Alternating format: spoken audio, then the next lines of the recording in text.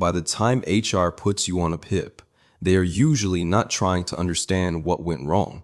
They are trying to control what happens next.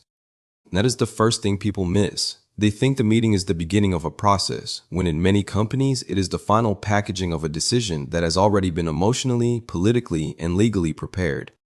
You walk in thinking this is about performance. HR walks in thinking about documentation, consistency, manager exposure, and whether your reaction will create risk. That is why the tone feels so strange. It sounds calm, neutral, even supportive, while your body is telling you something much darker is happening. Because something darker is happening, the company is often shifting from managing your work to managing your exit, and it does that long before anyone says the words performance improvement plan. Here's what actually happens. Before the PIP appears, your manager has usually been building a private narrative about you, and HR has already been asked how hard it would be to remove you. Not always directly.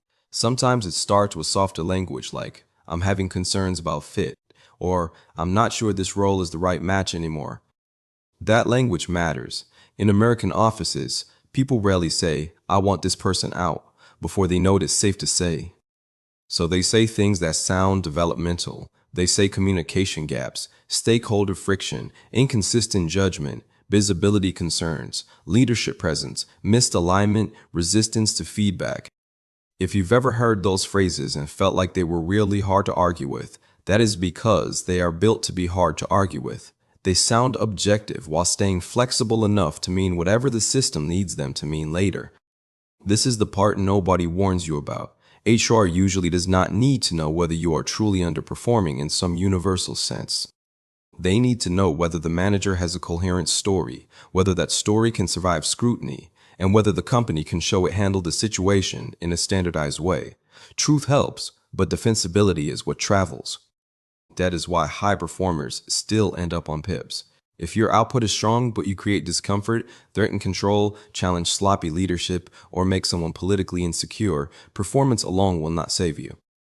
A lot of people learn this too late. They assume good work creates safety, when in some environments, uncontrollable competence creates danger. Imagine the employee who fixes broken processes, catches errors before leadership does, and gets pulled into messy projects because they are reliable. Their manager praises them in private, says things like, "I don't know what I'd do without you." And then succession planning happens. The same employee is quietly left out because strong is not the same as promotable when your manager does not trust your loyalty, your deference, or your willingness to play along. That contradiction confuses people for months. They think, if I was so valuable, why am I suddenly a problem? Because value and safety are not the same category. You can be useful to the business and threatening to the people who control your path inside it. Once that private concern hardens, HR starts learning things before you do. They learn your manager no longer sees you as worth rehabilitating. They learn that informal coaching is being retroactively reinterpreted as evidence. They learn which examples will be used later, which Slack messages might be screenshotted, which meeting moments suddenly matter. And that changes everything. Because once HR is brought in, everyday ambiguity starts getting converted into a record. A vague concern becomes a pattern. A tense meeting becomes an interpersonal issue. A deadline that used to be described as aggressive suddenly becomes a missed commitment. You think people are still discussing a future. Often, they are discussing the file. Here's the quiet part. HR is usually involved before the PIP not because they want to help you improve, but because they want the manager to stop improvising. Managers are messy. They vent, contradict themselves, overpromise, show favoritism, lose patience, and say reckless things in one-on-ones they would never want repeated in court, to leadership, or in an employee relations review. HR's role is often to convert that mess into a controlled sequence. They slow the manager down, tighten the language, remove emotion, and create the appearance of fairness. That is why the final PIP document often feels oddly polished compared to everything that came before it. The company may have been disorganized for months, but suddenly the wording is crisp, the expectations are formal, and every sentence sounds intentionally sterile. That polish is not for your clarity. It is for institutional protection. What makes this worse is that your behavior starts being interpreted through a new lens before you know the lens exists. Once the internal question becomes, Can we justify formal action? Almost nothing you do will be read neutrally. If you defend yourself, you may be framed as resistant to feedback.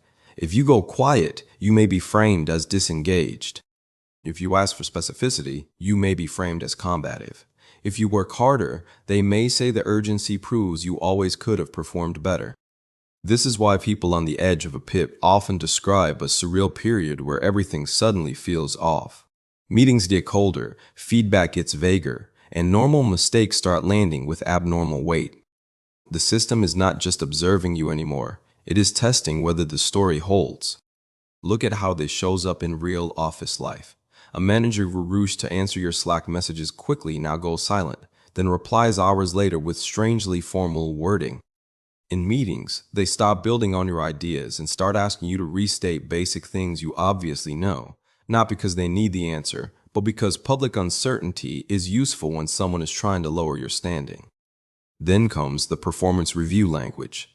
You may still get a rating that does not look catastrophic, which makes the pip feel even more shocking later.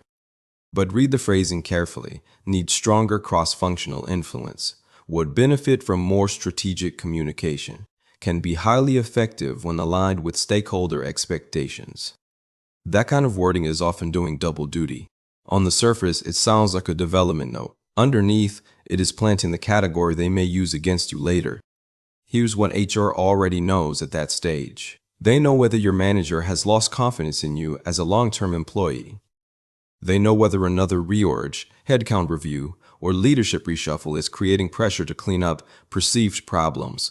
They know whether you are being discussed as someone to fix, someone to contain, or someone to move out. And those are very different conversations. The tragedy is that from your side, they can look almost identical. A reorg is a perfect example. You are told the structure is changing to improve agility, clarify ownership, or better align with strategic priorities. Sometimes that is true. Sometimes it is also a way to remove protection, isolate certain employees, and clear political space without making the conflict look personal. The employee who once had visibility to a senior leader gets moved under a less supportive manager. Their scope changes, their context disappears, and then 6 weeks later, they are told they are struggling in the new structure. Struggling compared to what? Compared to a role that was redesigned without their control, under leadership that no longer wants them there. This is the deeper problem. Formal processes in corporate America often arrive after the social verdict, not before it. The interview for your promotion may happen after the real choice has already been made. The feedback conversation may happen after confidence is already gone. The PIP may happen after HR has already shifted from coaching logic to case logic. That is why people feel insane in these situations. They are responding to the visible process as if it is still alive, while the invisible process is already over. Once you see that, a lot of strange behavior makes sense. The manager who says, "I want you to succeed," while excluding you from key meetings, is not conflicted in the way you think. They may want you to succeed emotionally as a person, while still wanting you gone organizationally. People can feel fond of you and still participate in your removal if the system rewards distance more than fairness. The same goes for coworkers. One of the most dangerous people in a PIP environment is not the loud enemy. It is the supportive colleague who keeps sounding concerned while subtly shaping perception upward. They tell you, "I'm sure this will blow over," then mention to leadership that you seem unusually stressed. They offer to help with the deliverable, then make sure people know they had to step in. That is how reputations shift in modern offices. Not through dramatic attacks, but through tiny perception edits made by people who stay socially clean while moving you into a weaker category. HR usually understands that dynamic more than employees think, but understanding it is not the same as interrupting it. Because HR's first loyalty is rarely to the cleanest truth. It is to process stability, leadership coordination, and minimizing institutional risk. If your manager is politically valued, articulate, and already aligned with their leadership chain, HR will often work from that center of gravity. They may ask for more examples, recommend clearer feedback, and encourage consistency. But that does not mean they are independently reopening the case. It usually means they are helping the case survive. This is why the PIP meeting often feels so emotionally dead. The human tension is obvious, but the language is drained of humanity. You are talking about your career, your income, your identity, your mortgage, your family, your health insurance. They are talking about milestones, expectations, check-ins, stakeholder trust, measurable improvement, and next steps. That gap is not accidental.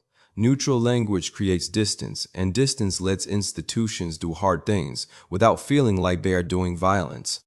Here's the part people resist because it hurts. When HR gets involved early, they are often learning not just what you did, but how removable you are. Are you likely to push back? Do you know policy? Have you documented inconsistencies? Are there comparators? Have others been treated differently? Are you connected to powerful leaders? Could this become a discrimination, retaliation, or whistleblower issue? If the answer to those questions is no, the path gets smoother.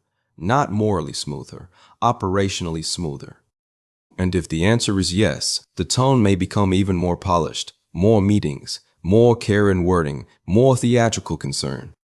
That extra professionalism can fool people.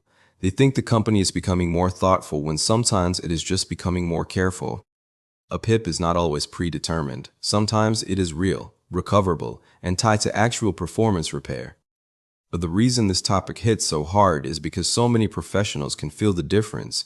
They can tell when a plan is meant to guide them and when it is meant to formalize the ending in a language the company can live with. You feel it in the examples they choose. You feel it in what is missing from the narrative. You feel it when months of context disappear and only the moments that support one conclusion remain. And once you understand that, the deepest betrayal becomes visible. The PIP is not just a performance document. It is often the first time the company shows you, in official form, that it has been having a private conversation about your future without you for much longer than you knew. That is why people never forget these experiences. It is not just the threat of losing the job. It is the realization that while you were still trying to solve the problem inside the relationship, the institution had already moved the problem into procedure, and procedure does not care how sincere you are. By the time HR puts you on a PIP, the most important meeting has usually already happened. It just happened without you in the room. That is the hidden rule most employees learn only once. In corporate life, the formal conversation usually starts after the real decision stops being up for debate. So when the PIP finally lands, do not mistake structure for openness or documentation for uncertainty. The paperwork may look like a plan, but the timing tells you what it really is. By then, HR often knows exactly what your manager wants, exactly how the story will be told, and exactly what version of fairness the company needs on file. The only thing still being tested is whether the ending will be quiet. Because by the time they ask whether you can improve, they are often no longer deciding whether you belong. They are deciding whether your exit can be made to look reasonable. And that is the coldest part of all. A PIP does not begin when they hand you the document. It begins the day the company starts preparing language for a future it no longer wants you in.